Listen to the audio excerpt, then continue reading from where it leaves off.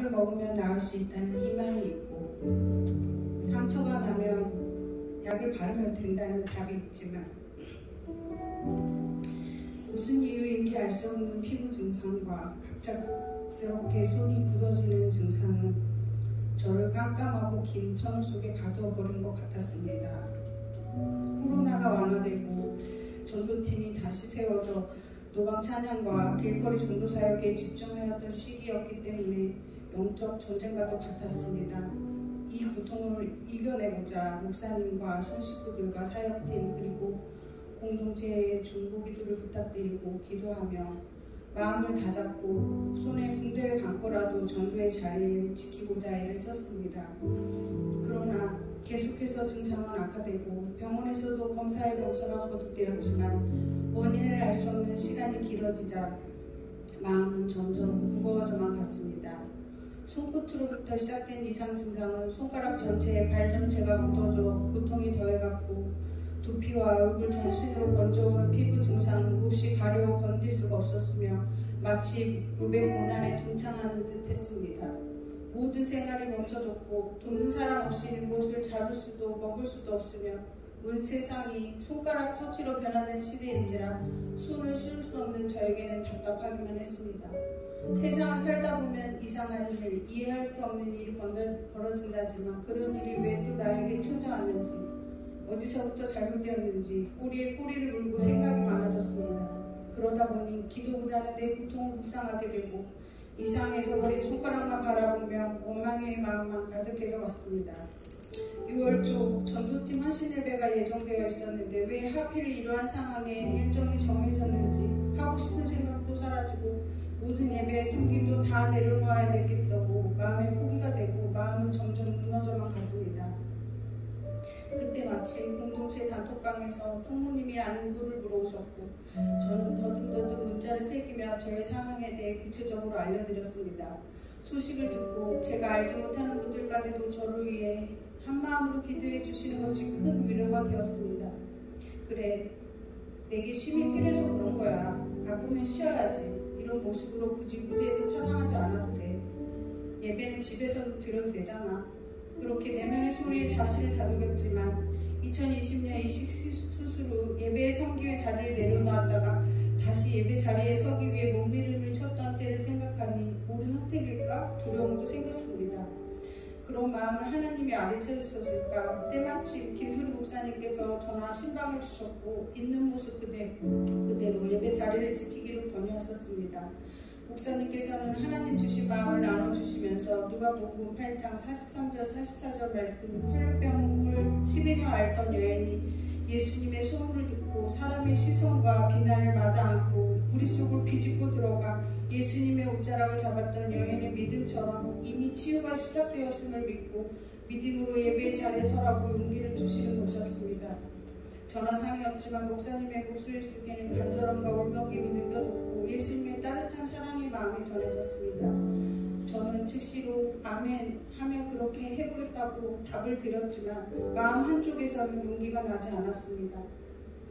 다음날 김지승 목사님께서 신방을 오셔서 요한복음 5장에 있는 베데스다 연못에 38년 된 병자의 사건을 말씀하시면서 내 병이 낫기를 원하느냐? 라고 물으셨습니다. 그 순간 말씀은 살아 움직여 저를 향해 말씀하시는 예수님의 질문과 같았습니다. 네, 낫기를 원합니다 하고 대답하지 못하고 우리 움직일 때 들어가게 나를 도와주는 자가 없고 다른 사람들이 먼저 들어간다고 핑계를 대고 있는 환자가 마치 나처럼 느껴졌습니다. 그런 핑계의 말을 하고 있는 저에게 예수님은 일어나 네 자리를 들고 걸어가라 라고 말씀하셨습니다. 저에게 주신 이 말씀들을 묵상하며 믿음을 드리기 위해서 내려놓았던 마음과 예배의 자리를 들고 일어나 주님께 가까이 나아가겠다고 결단하며 3일 금식을 작정하고 매일 성전에 나와 기도하기 시작했습니다.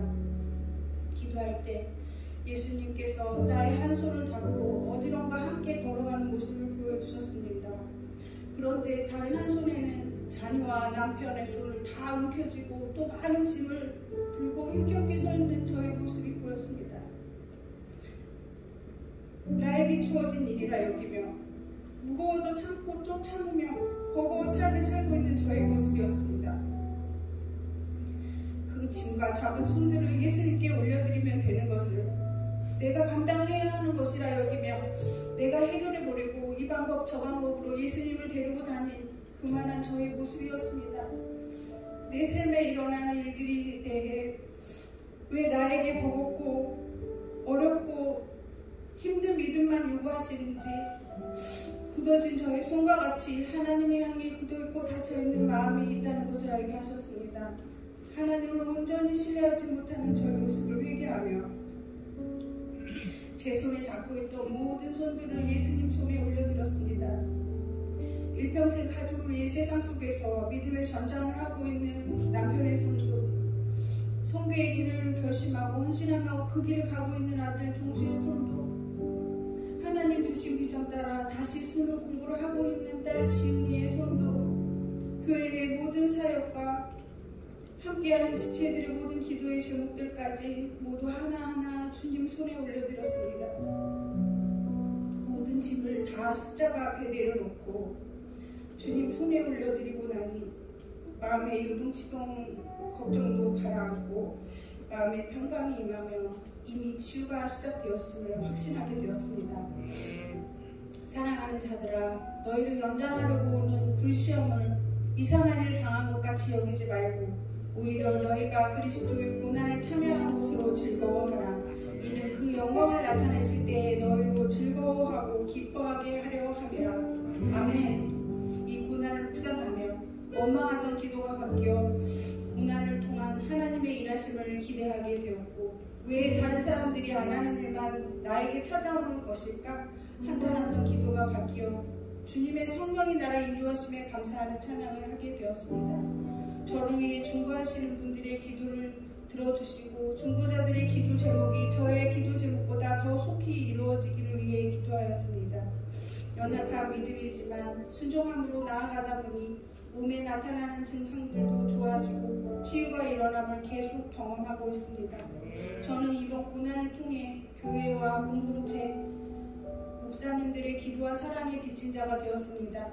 예배 때마다 저의 이름을 불러주시며 기도해 주신 모든 교회 공동체와 순가족들, 만나는 모든 분들께서 안부를 물어주시며 기도하고 있다고 말씀해 주시는 많은 분들께 너무나도 감사드립니다. 마지막으로 더욱 감사한 것은 이번 고난을 지나며 눈물의 고백으로 적었던 저의 고백의 시에 하나님께서 곡조를 붙여서 곡을 쓰게 되었습니다. 이 곡은 성령님께서 주시는 곡임을 분명했고 너무나도 신기하고 감사합니다. 간증을 마무리하면서 주님께서 선물로 주신 이 곡을 부족하지만 함께 기도해 주신 공동체 가족들에게 들려드리고 하나님께 찬양의 제사로 올려드리고자 합니다. 찬양받기 합당하신 주님만을 높여드리며 모든 영광 하나님께 올려드립니다. 할렐루야.